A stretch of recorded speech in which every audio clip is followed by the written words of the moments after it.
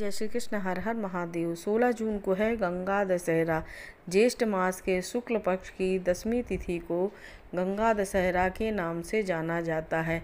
इस दिन गंगा स्नान करने से, गंगा पूजन करने से, गंगा में दीपदान करने से हमारे 10 तरह के पापों का नाश होता है, मनोकामनाएं पूर्ण होती हैं और सबसे बड़ी बात पितरों का कल्याण होता है। पितरों को तृप्ति मिलती है, मोक्ष मिलता है।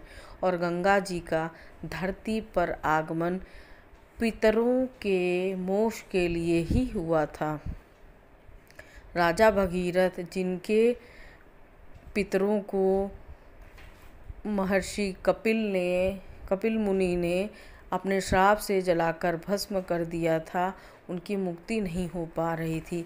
तो अपने पितरों की मुक्ति के लिए राजा भगीरथ ने कठोर तपस्या की और गंगा जी को प्रसन्न कर कर इस धरती पर लाए। शिव की जटाओं से निकलती हुई गंगा गोमुख से निकलते हुए अंत में गंगा सागर तक जाकर पहुँचती हैं, जहाँ कपिल मुनि का आश्रम है।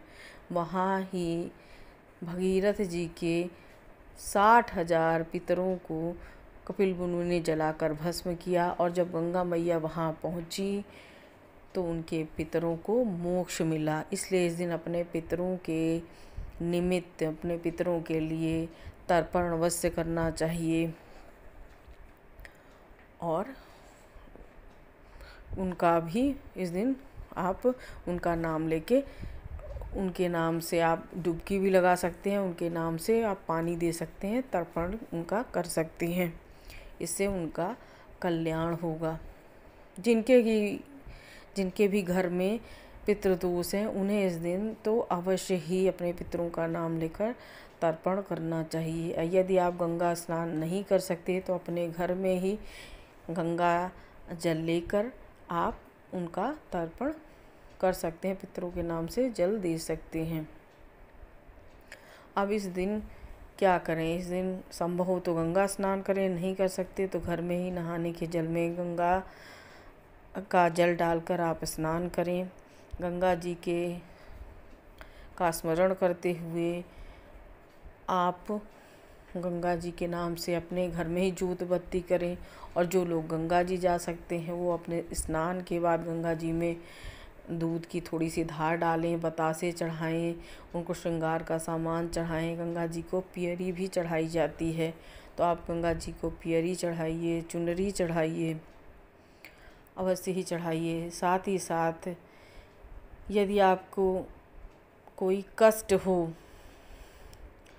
तो अपने लंबाई के बराबर धागा नाप लीजिए और अपने इस कष्ट उसको बांध लीजिए।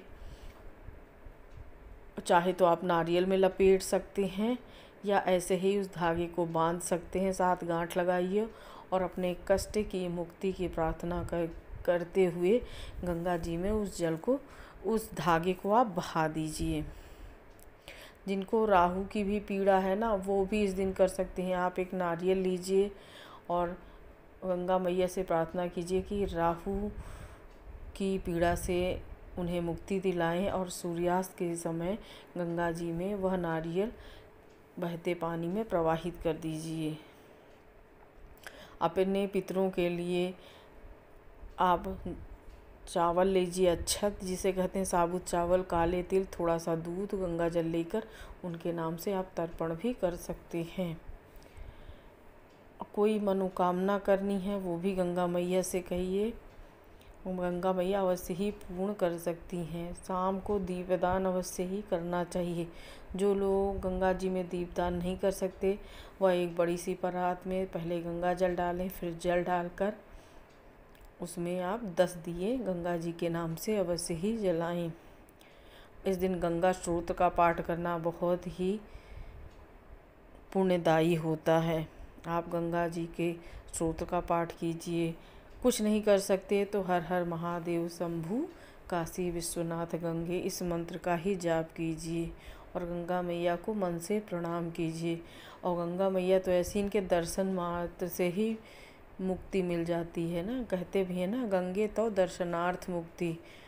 तो गंगा जी के दर्शन से ही मुक्ति मिल जाती है। इस दिन गंगा जी का पूजन करें, गंगा जल का आचमन करें और गंगा मैया से प्रार्थना करें कि आपके समस्त कष्ट को दूर करें, हमारे देश का भी कल्याण करें।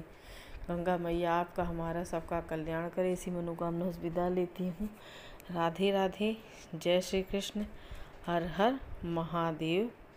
हर हर गंगे।